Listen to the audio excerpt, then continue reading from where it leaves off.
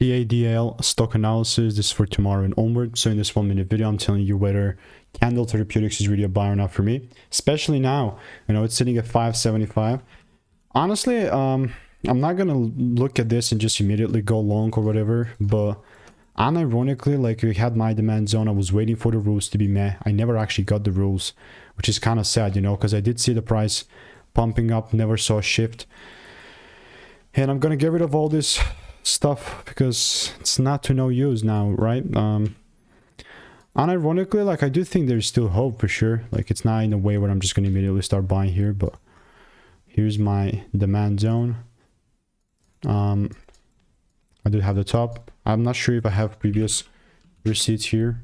I'm not really, but unironically, I do have my top.